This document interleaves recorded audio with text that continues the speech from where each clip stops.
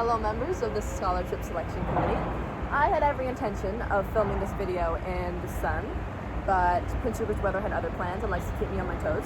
So I opted for a nice backlit view, though it's a bit loud, of our very own center of trade here in Prince Rupert, our port, which I'm sure no one watching this video is familiar with.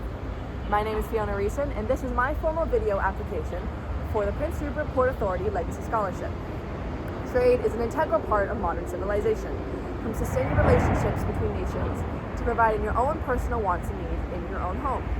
Today, I will be talking about how trade is important to Canada, our region, and to me. Trade in Canada dates back as far as we can remember. With First Nations people of North America, they already had well-established trading networks and systems put into place before colonization. The fur trade was a major pivotal point of trade between Indigenous and European settlers, with Indigenous people trading animal pelts for manufactured goods. Modern trade thrives off the same customs and ideas that our ancestors upheld of a given received relationship. Canada is rich in resources such as crude oil, natural gases, minerals, and forestry products. Countries exchange resources to fulfill their needs, and Canada will supply these to countries if they require. Canada is the fourth largest aluminium producer in the world, with Rio Tinto Alcan coming from aluminum in Canada, having a plant just 2 hours away by car in Kitimat. If you're watching this, you probably already knew that, but I found it interesting how even though we don't feel the direct effects of trade or even typically acknowledge its presence, it is an undeniable part of our daily lives. So, Canada may not receive many of the before-mentioned resources, but instead will receive imports of pharmaceuticals, electronics, agricultural products, and textiles. Take a look at the things around you. Look at the tags, look at the labels. Most don't have made in Canada because they weren't, they were traded for something Canada could provide for the supplying country. Canada maintains its strong relationship with countries with the aid of trade. Its top partners being the United States, China, the United Kingdom, Japan, Germany, and Mexico. Canada can achieve this in large part due to its ports. The largest port in Canada, the port is quite noisy. The largest port in Canada is in Montreal, followed by Vancouver, and the third largest being our very own here in Prince Rupert. Ports play a critical role in international trade. They are the connection point between countries. They load, unload, and store cargo for container ships, which is all that we're hearing behind me. They don't only cater to boats, but to trucks and trains as well, meaning they can receive many types of exports.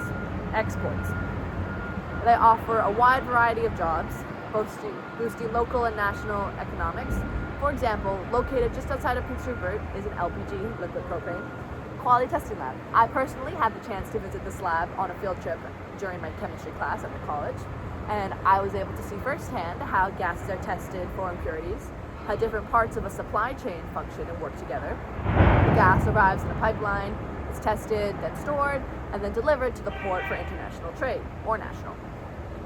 It was very interesting how different professions all work together.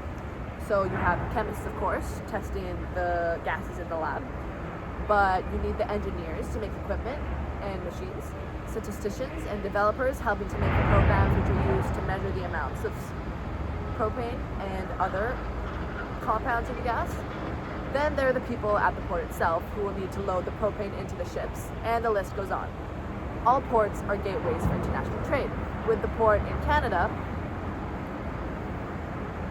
Prince Rupert, specifically gearing towards Asia as it offers the shortest route compared to other ports on the west coast.